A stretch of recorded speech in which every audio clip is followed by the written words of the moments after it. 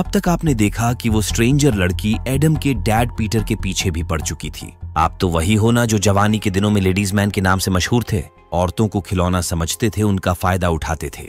Peter बड़ी हैरान हुआ कि उसको ये सब कैसे पता। तभी उसने पीटर को एक लिफाफा पकड़ा दिया जिसमें उनके एक नाजायज बच्चे का जिक्र था। इससे पहले कि वो उसको दबोचकर उस नाजायज बच्चे के बारे में पूछते, वो स्ट्रेंजर हाथ झटक कर वहां से रफू चक्कर हो गई। पीटर हाथ मलते रह गए। उनके बेटे का भी वही हाल था। कोरिन की याद में बेहाल बैठे उसके मोबाइल के रीसेंट कॉल स्क्रॉल कर रहे थे।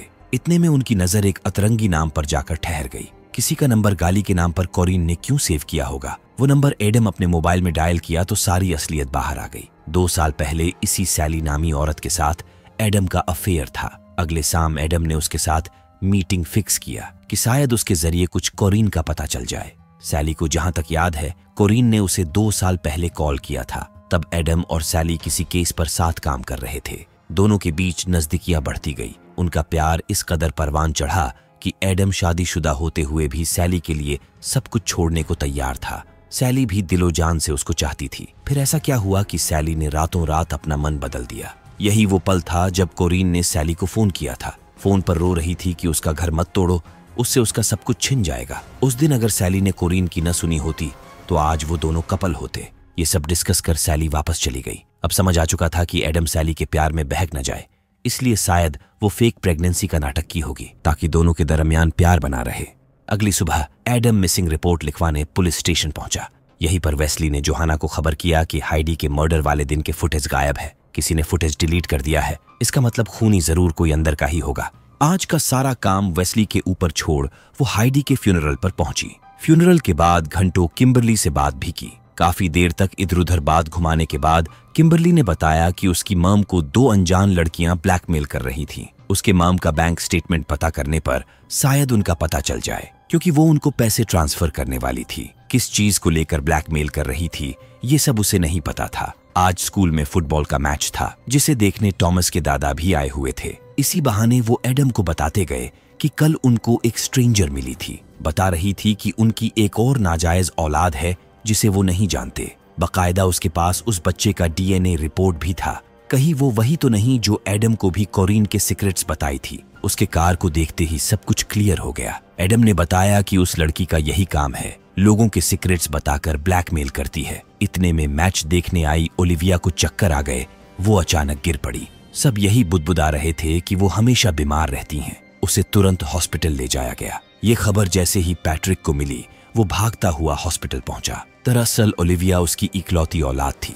दोनों में बड़ा प्यार था। उसकी खुशी के लिए वो किसी भी हद तक जा सकता था। उधर मैच खत्म होने के बाद माइक और टॉमस डेजी से मिलने उसके घर गए। असल में माइक को हिसाब किताब करना था कि उस रात उसने उसके जॉइंट में नशा क्यों मिलाया। वो मर भी सकता था। डेजी टॉमस पर भड़क गई कि उसने उसकी बात उससे क्यों बता दिया। तो बात ऐसी है कि दोनों जिगरी दोस्त है। आखिर टॉमस कब तक उससे ये बात छिपाता। रह गई उसके बहन की फोटोज वायरल करने की बात। तो जिस दिन उसकी बहन एली की फोटो स्कूल में वायरल हुई थी उस दिन उसकी तबीयत खराब थी। वो तो स्कूल ही नहीं गया था, हॉस्पिटल में था। फिर उसने कैसे एली के मोबाइल से उसका फोटो वायरल कर दिया? एली के किसी करीबी का ही काम होगा। उसकी वजह से उसने एल्पका का सिर काट डाला। जेल जाने की नौबत आ गई। अगर नशे की हालत में उसने दांते गनरशन के साथ कुछ किया होगा और बाई चांस वो मर गया तो माँ कसम याद रखना मैं तुम्हें भी नहीं छोड़ूंगा। डेजी को अब जाके ओलिविया का सारा गणित समझ आया। उसी ने डेजी के कान भरे थे बताई थी कि माइक ही उसकी बहन की नूड तस्वीर वायरल किया है। पर वो ऐसा क्यों करेगी?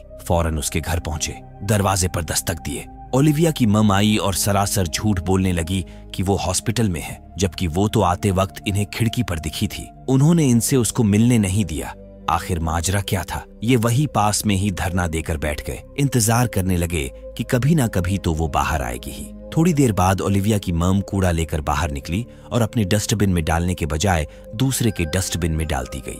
इन्हें कुछ झोलझाल लगा तो उनके जाते ही फट से पॉलिथीन को चेक किए। काफी सारे दवा के डब्बे थे जिनमें पॉइजन का भी खाली डब्बा था। एक बार टॉमस ने अपनी मम के मुंह से भी सुना था कि ओलिविया की मम उसे स्लो पॉइजन देती है। किसी तरह ये बात उन्हें ओलिविया को समझाना होगा। गए थे ओलिविया की वॉट लगाने और उसकी भलाई के ही चक्कर में पड़ गए। दूसरी तरफ हम उन दोनों स्ट्रेंजर और उनके सेटअप को देखते हैं। यही से वो अपने सारे ऑपरेशंस हैंडल करती हैं। ये ब्लैकमेलिंग का काम वो पैसे जुटाने और उन पैसों से बीच पर बार खोलने के लिए करती थी। उतने पैसे इकट्ठा भी हो चले थे।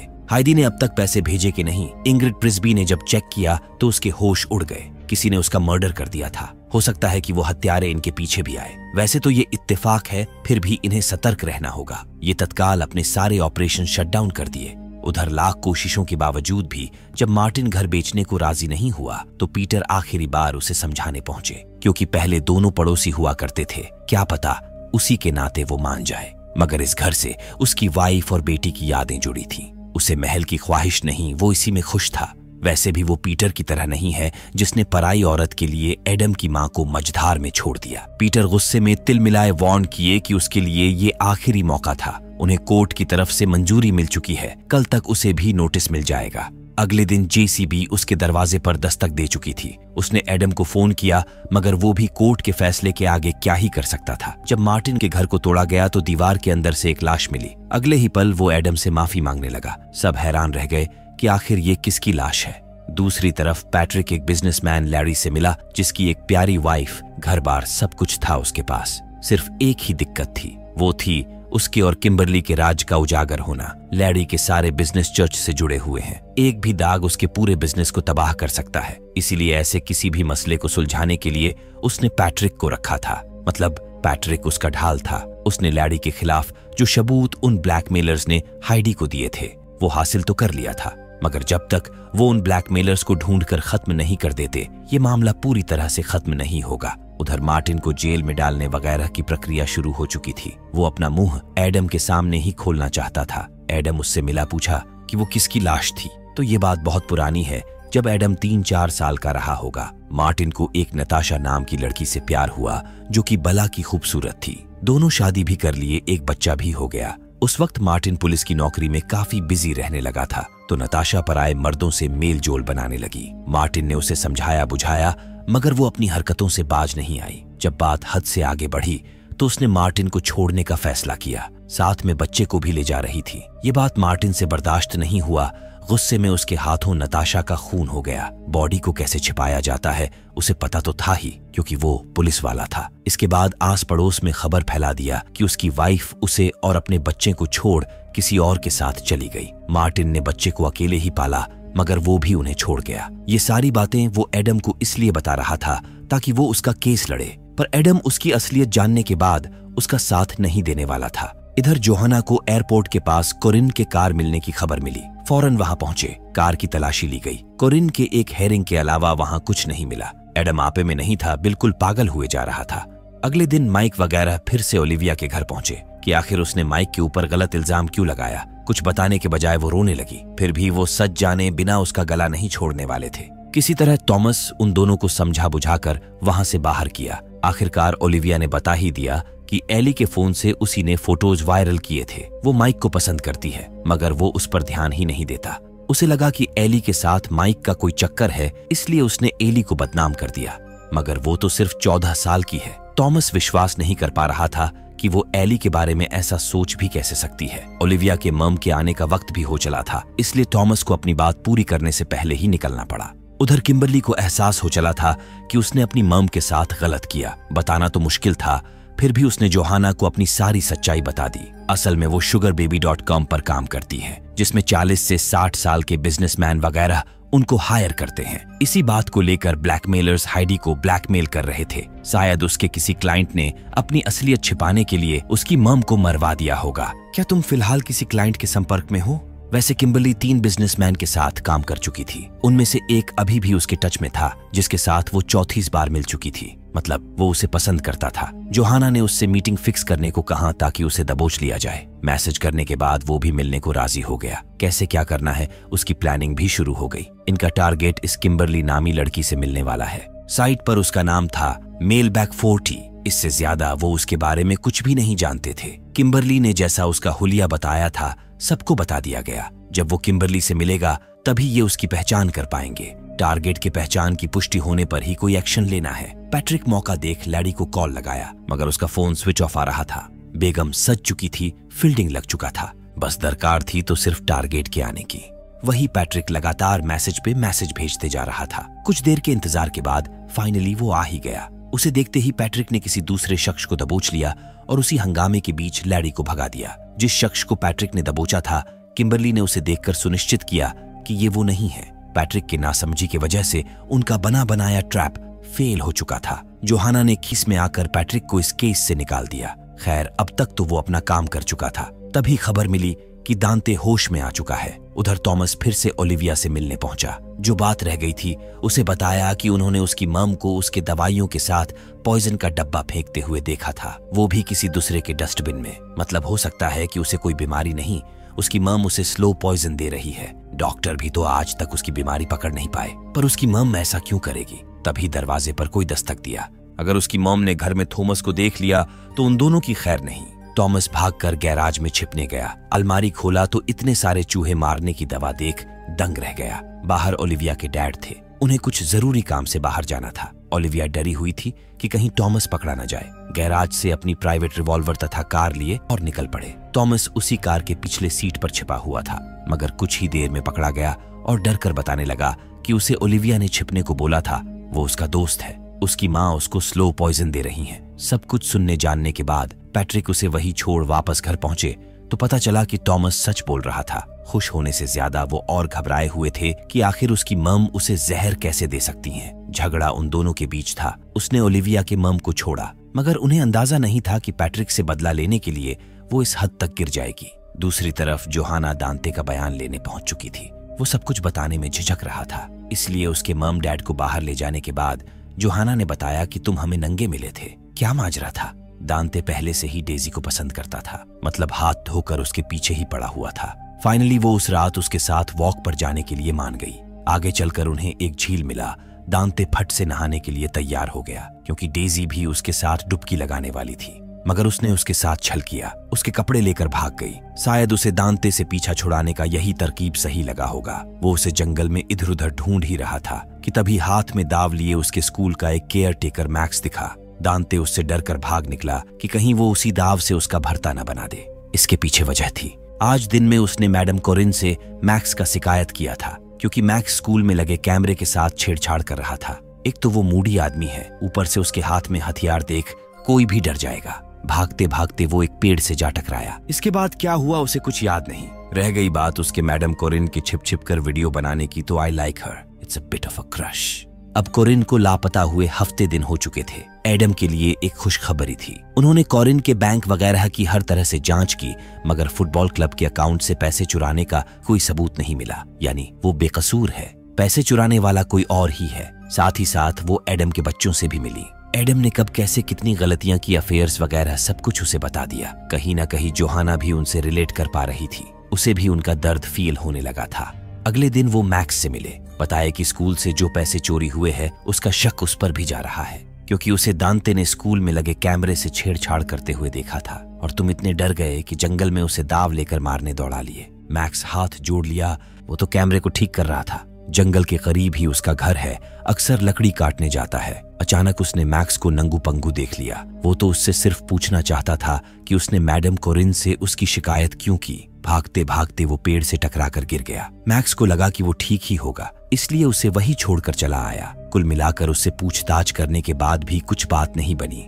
वही रेन का रो रो कर बुरा हाल था, क्योंकि अब तक उसकी माँ का पता नहीं चल पाया था। उन्हें ढूंढने के लिए उसके दादा ने एक प्राइवेट डिटेक्टिव को भी हायर किया, फिर भी रिजल्ट जो का त्यों था। अगली सुबह जोहाना पैट्रिक की खोज खबर लेने उसके घर गई, क्योंकि गुस्से में उसने उसे बुरा भला बोल दिया था। दोनों गपशप कर ही रहे थे, इतने में वेस्ली को उस रात की एक फुटेज हाथ लगी। किसी का इस कैमरे पर ध्यान नहीं गया था। वेस्ली ने तुरंत जोहाना को कॉल किया। वो स्पीकर पर थी। बताया कि आज उसने एक और सीसीटीवी फुटेज का डेटा कलेक्ट किया। जिस कैमरे पर किसी का ध्यान नहीं गया था, उसके फुटेज में मर्डर वाली रात को पैट्रिक जोहाना के कैफे की तरफ जाते हुए दिख रहा है। सारे वीडियो फुटेज चेक करने का जिम्मा उसी ने लिया था और सिर्फ मर्डर वाली रात की फुटेज डिलीट हो गई थी। जोहाना ने तुरंत जवाब दिया कि वो उसी के साथ है, उसी के घर पर है। इतना जानने और छीनाज फटी की आवाज सुन वेस्ली फौरन एक टीम लेकर उस ओर भागा। पुलिस की गाड़ियां हॉर्न बजाती दनदनाती हुई निकल पड़ी। इधर हम उस अनजान लड़की को देखते हैं। वो हॉस्पिटल जाकर अपने डैड से मिली। मतलब मार्टिन जिस इकलौते बच्चे को पालने की बात कर रहा था वो यही थी, उसकी अपनी शगी बेटी क्रिश। एडम को भी मार्टिन के घर के सामान में उन दोनों की तस्वीर मिली। भाई साहब, ये जानने के बाद तो उनका माथा हैंग हो गया। पैट्रिक गन लेकर जोहाना के सिर पर बैठा था, तभी उसकी बीवी भी आ धमकी। बाहर से इनको देख भी लिया। फिर क्या था, पैट्रिक उसे दबोचने जैसे ही बाहर निकला, जोहाना को भागने का मौका मिल गया। वो उसके घर के पास में छिप गई। अगले ही पल पैट्रिक अपनी बीवी की गाड़ी लेकर भाग निकला। इसके बाद वेस्ली दलबल लेकर पहुंचा। जोहाना बिल्कुल सेफ थी। उसने बताया कि पैट्रिक के सर पर खून सवार हैं। इससे पहले कि वो कुछ गड़बड़ करे, उसे पकड़ना होगा। जोहाना का फोन उसी के पास है जिससे ये उसे ट्रैक कर सकते हैं। दूसरी तरफ एडम अपने प्राइवेट डिटेक्टिव से मिलने पहुंचा। उसने पता कर लिया था कि फोटो में मार्टिन के साथ जो लड़की है वो मार्टिन की बेटी है। चाहे क्रिमिनल हो या फिर आम आदमी, हर किसी को तो टैक्स भरना ही पड़ता है। वहीं से उसने क्रिश का होम एड्रेस पता कर लिया है। पता लेकर एडम फौरन उस पते पर निकल पड़ा। जोहाना को भी खबर करने के लिए फोन लगाया, मगर फोन पैट्रिक ने रिसीव किया क्योंकि जोहाना थोड़ा बिजी थी। एडम बताता गया कि उसे उन दोनों स्ट्रेंजर्स का पता चल गया है। वो वहीं पर जा रहा है, पहुंचकर उनके मोबाइल पर लोकेशन भेज देगा। वही पैट्रिक एडम को तो पहले से जानता ही था। उसी ने उसके वाइफ की मिसिंग रिपोर्ट लिखा तथा कान में लिड लगाकर बकायदा उसका बयान भी सुना था। एडम जिन दो ब्लैकमेलर्स का हुलिया वगैरह बताया, वैसा ही उसको हाइडी ने बताया था। मतलब वो दोनों वही ब्लैकमेलर्स हैं जिनको वो कब से ढूंढ रहा है। इधर एडम उस अपार्टमेंट में जैसे ही दाखिल हुआ, एक जोर का फटका पड़ा। कुछ देर बाद जब होश आया तो उसके दोनों हाथ टेबल से बंधे थे और वो लड़कियां उसके सामने खड़ी थी।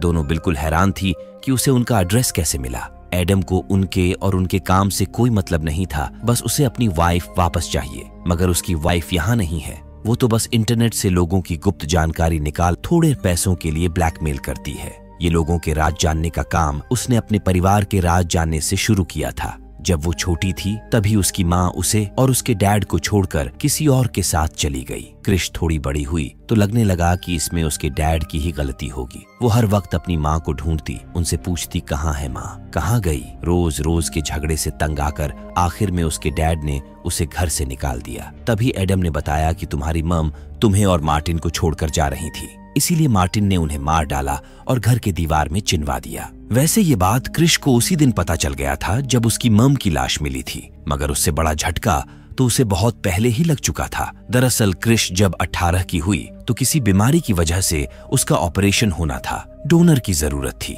हैरानी तो तब हुई जब उसके डैड से उसका डीएनए मैच ही नहीं हुआ। उसने ये बात डैड से छिपा लिया। मतलब क्रिश उस शख्स की औलाद है जिसके साथ उसके मम का अफेयर था, और वो शख्स कोई और नहीं बल्कि एडम के डैड है। भाई साहब, इस हिसाब से तो दोनों भाई बहन हुए। ये सच जानने के बाद उसने कोरिन को ब्लैकमेल करने के बजाय उसकी सच्चाई एडम को बता दिया, क्योंकि उसे लग रहा था कि कोरिन उसे चीट कर रही है। तभी पैट्रिक भी आ गया। इतने दिनों से दोनों को ढूंढने में उसका पेट्रोल और खून इतना जला था कि मिलते ही प्रिस्बी को गोली मार दिया। आज उनको समझ में आ ही जाएगा कि हर बिल में हाथ डालने का अंजाम क्या होता है। इससे पहले कि वो क्रिश को भी गोली मारता, एडम उस पर झपट पड़ा। इतने देर में उसने हथकड़ी से एक हाथ फ्री कर लिया था। दोनों के छिना झपटी के बीच पैट्रिक ने बाजी मार लिया और गोली भी, मगर वो गोली क्रिश ने अपने ऊपर ले लिया। इतने में जोहाना भी अपने फोन को ट्रैक कर दलबल के साथ आधम की। पैट्रिक को हाइडी के मर्डर केस में गिरफ्तार कर लिया गया। घायलों को अस्पताल पहुंचाया गया, मगर प्रिस्बी नहीं बच पाई। वो कितने दिनों से इस काम को छोड़ने पर जोर दे रही थी, लेकिन क्रिश ये लास्ट है कर करके हर बार बात को टालती गई। अगर क्रिश ने उसकी बात मान ली होती तो शायद आज उसकी दोस्त जिंदा होती। खैर, होनी को कौन टाल सकता है। वैसे तुम्हें कोरिन के फेक प्रेगनेंसी के बारे में कैसे पता चला?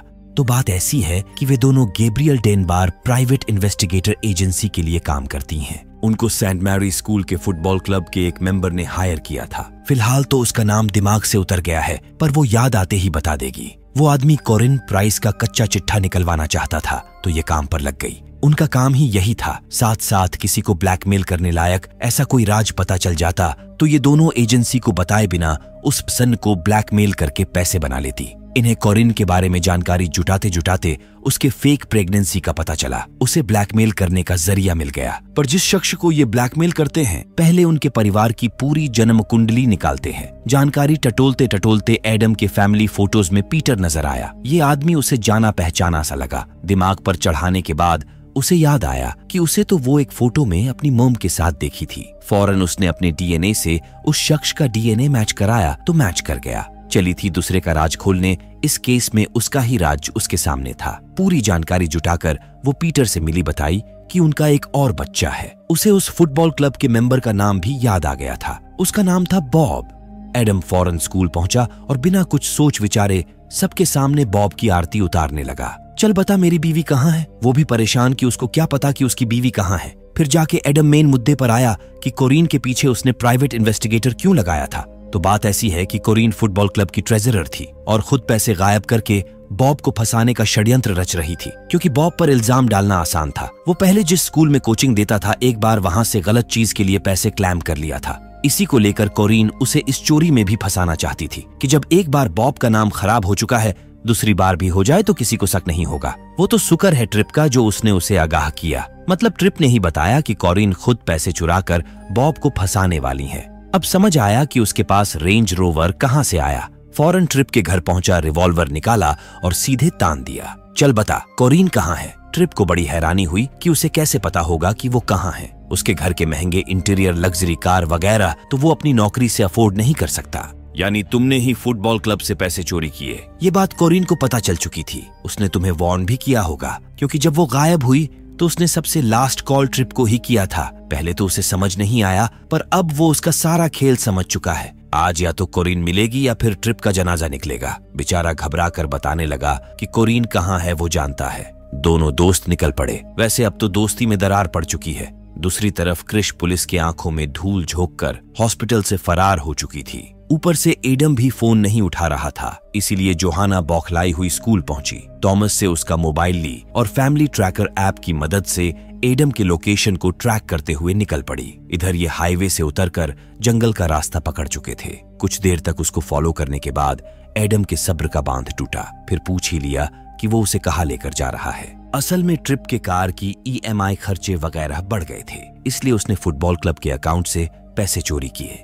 ये बात कोरीन को पता चल गई। ट्रिप ने उससे पैसे लौटाने के लिए कुछ वक्त मांगा और उसने दे भी दिया। वैसे ये पैसे वो कभी लौटाने वाला नहीं था। फिर 2 दिन के अंदर ही वो उस पर भड़क गई। कोई स्ट्रेंजर तुम लोगों को ब्लैकमेल कर रहा था। कोरीन को लगा कि ये काम ट्रिप का ही होगा। उसी ने ब्लैकमेलर्स को हायर किया होगा। इस वजह से उसने ट्रिप को धमकाया कि अगर आज के आज उसने पैसे नहीं दिए तो उसकी करतूत सारे स्कूल को पता चलेगा। ट्रिप के पास पैसे तो थे नहीं, इसीलिए उसने अपनी इज्जत आबरू बचाने के लिए कोरीन को मार डाला। उसकी लाश यही कहीं पर दफन होगी। बेचारे एडम ने जमीन से जब मिट्टी हटाना शुरू किया तो नीचे कोरीन के हाथ को देख रो पड़ा। उसकी कोरीन इस दुनिया को कब का छोड़ चुकी थी। वही ट्रिप उसे मारने के बाद उसकी लाश उसी की गाड़ी में डालकर जंगल में लाया था। साथ ही साथ उसकी कार एयरपोर्ट के पास छोड़ दिया ताकि ऐसा लगे कि वो पैसे लेकर किसी और देश भाग गई। फिर अकाउंट में हेर फेर कर पहले कोरीन के खिलाफ बॉब को भड़काया और बाकी मेंबर्स में भी ये बात धीरे धीरे करके फैला दिया। अकाउंट के हेर फेर को पुलिस भी नहीं समझ पाएंगी, इसलिए ट्रिप बिल्कुल सेफ है।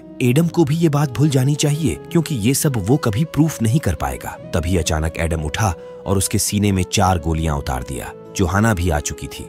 6 महीने बाद हम एक बार फिर उन्हें एक साथ देखते हैं। कल पैट्रिक को सजा होने वाली थी। इन्होंने उसके साथ जो किया वो ठीक ही किया। तो बात ऐसी है कि जिस गन से ट्रिप का खून हुआ वो पैट्रिक का था। जोहाना ने गन से एडम के फिंगरप्रिंट साफ किए। उसकी हत्या का इल्जाम ऑटोमेटिक पैट्रिक के ऊपर आ गया, क्योंकि गन उसी का था। यानी उसे उम्र कैद से कोई नहीं बचा सकता। आखिर उसने उसके बेस्ट फ्रेंड को मारा था, उसके लिए इतना तो वो कर ही सकती हैं। तो दोस्तों, ये थी कहानी द स्ट्रेंजर की। अगर ठीक लगा हो तो हाजिरी लगाते जाइएगा।